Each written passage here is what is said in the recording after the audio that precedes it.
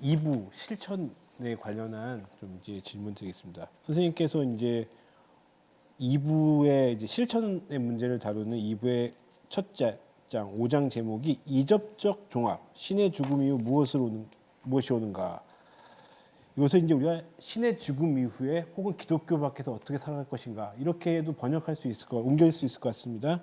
그런데 선생님께서 들레즈와 칸트의 배타적인 이접적 종합인 칸트의 이야기와 그와 대비되는 포괄적인 이접적 종합으로서의 들레즈 논리를 이제 선생님께서 설명하시는데, 일단 선생님께서도 설명하신 것처럼 이것을 일단 논리적 평면에서 혹은 칸트 순수이성 편에 나오는 거니까 이론적인 측면에서의 대립인데, 이것이 실천 철학을 다루는 2부에서 다뤄지고 있습니다. 그래서 이런 이접적 종합, 특히 포괄적인 이접적 종합이 들레즈의 실천 철학 내에서 어떠한 역할을 하는지, 작동을 하는지, 그것에 대해서 좀 설명을 부탁드립니다.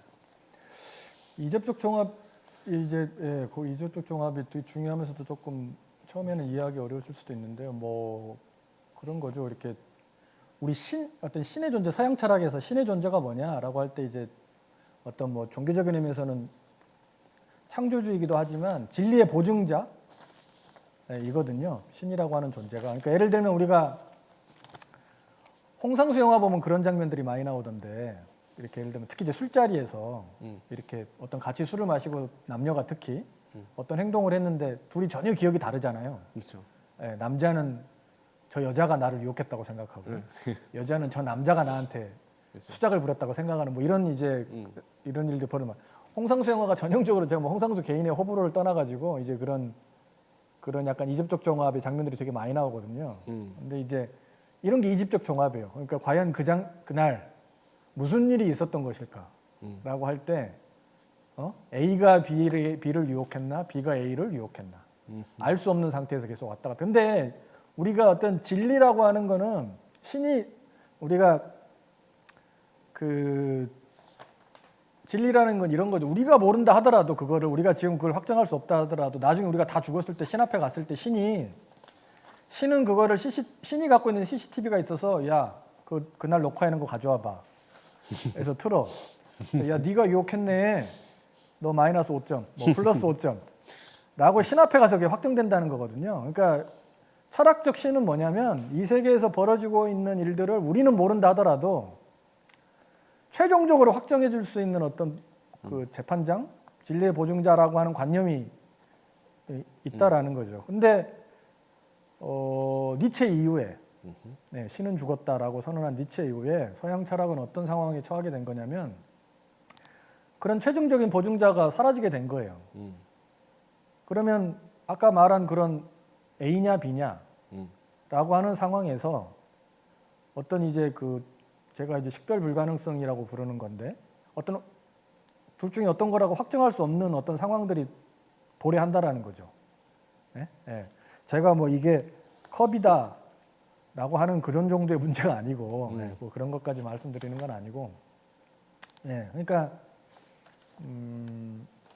아까 말벌도 성관계를 한 거냐 하지 않은 거냐, 이거 되게 애매한 거죠.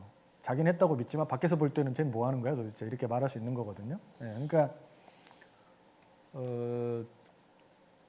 근데 이제 들루즈가 바로 여기서, 그러니까 어떤 이게 인식론적 재앙으로 보일 수 있는데 니체가 비판받았던 이유기도 하고, 저렇게 다 허물면 뭐 어떡하자는 거냐라고 니체를 많이 비판했던 사람들은 이제 그렇게 비판하기도 했고, 근데 이제 들루즈는 오히려 그게 거기서 어떤 폐허만 보는 게 아니라 그 무너진 폐허 속에서 어떤 새로운 방식, 사유의 방식, 그건 새싹 이게 올라오는 걸 보고 있는 거죠. 그게 뭐냐면 이제 이접적 종합인데, 두 가지가 A 또는 B로 종합되는 어떤 고유한 방식이 있다라는 거예요. 그래서 나는 A이거나 또는 B이거나. 그래서 근데 이거는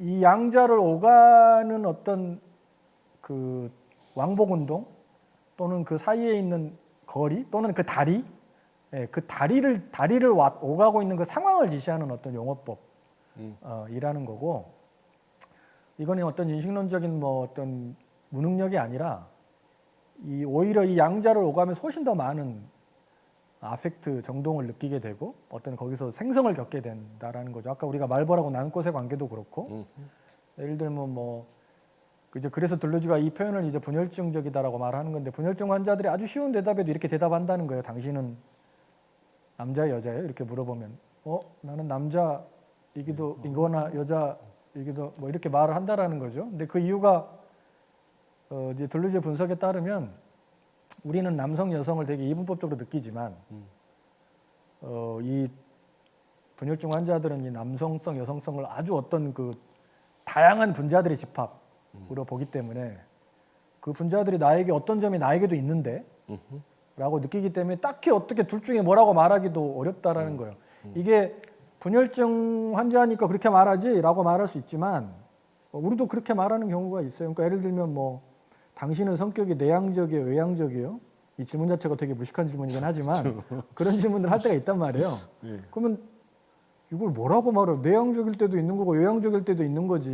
내향적이거나 외향적이거나 사실 이 예는 저기 보드리아르가 미국에 가서 실제 겪었던 예라고 해요. 인터뷰 갔는데 그 인터뷰 기자가 당신의 성격은 내향적입니까? 외향적입니까? 이렇게 물어봤대요. 그래서 보드리아르가 참 이 미국 문화라는 건 참 그 뭐 이러면서 그러면서 되게 비웃으면서 왔다는 얘가 유럽 인문 아카데미니까 한번 미국을 한번 좀 쉽고요. 그래서 그런 어떤 상황이죠. 그런 상황이에요. 그러니까 우리는 지금 이 예는 아주 쉽게 이해할 수 있는데 그것처럼 분열증 환자들은 남녀 성의 규정에 관한 문제도 그렇게 느낀다는 거죠. 그러니까 그 말 뜻은 우리가 그 양쪽의 특성을 다 자기 안에서 느끼기 때문에 그렇다는 거죠.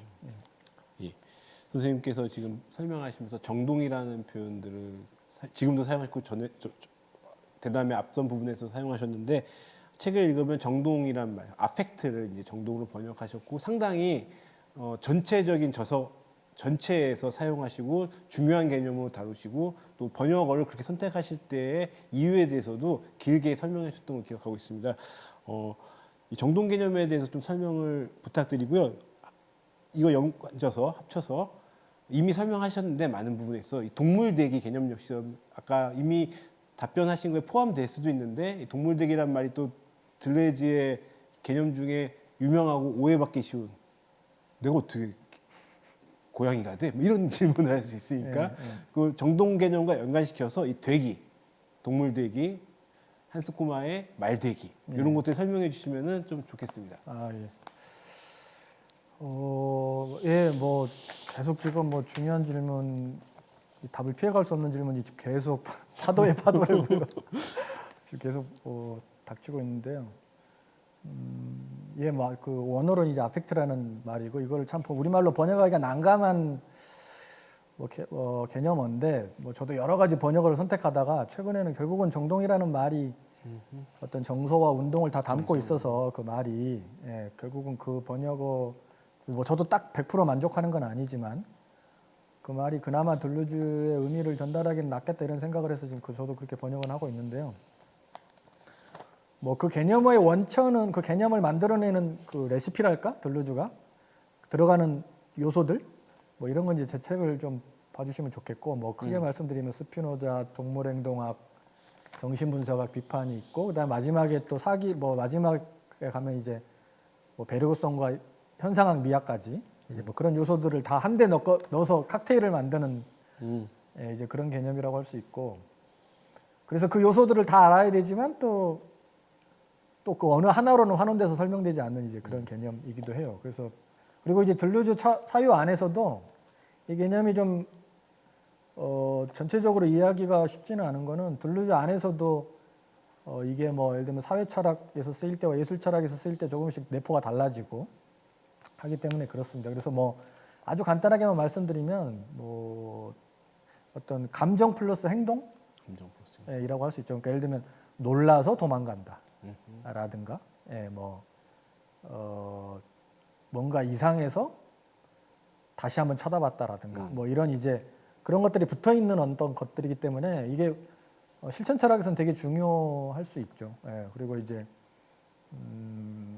그러니까 어떤 정신적인 그러니까 어떤 그 무의식적인 에너지와 그것이 행동으로 표현되는 것 이런 것들이 한꺼번에 결합해서 표현하기 위해서 이제 들루즈가 실천 철학 시기에는 이 말을 주로 쓰고요. 나중에 이제 뭐 예술 철학 시기에 가면 다시 이제 그런 게 어떤 뭐 정서, 감정 이제 이런 뜻으로 조금 좀 축소되는 측면도 있는데 예, 뭐 그렇습니다. 그래서 그리고 이제 뭐 정확한 정의는 사실은 이제 할 수 있는 것이기도 해요. 할 수 있는 것의 목록, 아펙트의 목록이라고 하면은 예를 들면 뭐 내가 오늘 아침에 일어나서 뭐 물을 한 잔 마셨고 그러니까 들루즈의 말은 이런 거죠. 당신이 어떤 사람인지 알고 싶으면 당신의 아펙트의 목록을 작성해 봐라. 예. 그러니까 한 개체를 어떤 영혼으로 이해하거나 이런 게 아니라 그 아주 구체적으로 이해할 수 있는 방법은 당신이 할 수 있는 것들의 목록이 바로 당신이다라는 거죠. 그래서 당신이 바뀌고 싶으면 그 목록을 바꾸는 게 바로 당신이 바뀌는 거다라고 하는 거죠. 그리고 그 바뀔 수 있는 계기는 방법은 이제 이게 들루즈의 중요한 실천 철학적인 함인 건데 항상 어떤 것과 함께 어떤 것과 함께 왜냐하면 아펙트가 거기서 교환되고 탈취되고 흡수되는 거기 때문에 그래서 우리가 뭐 같이 모여서 세미나도 하고 그래서 그런 거 아닙니까? 어떤 사람으로부터 뭐 영향을 받고 그러기 위해서 그러는 것들이라고 생각하고요.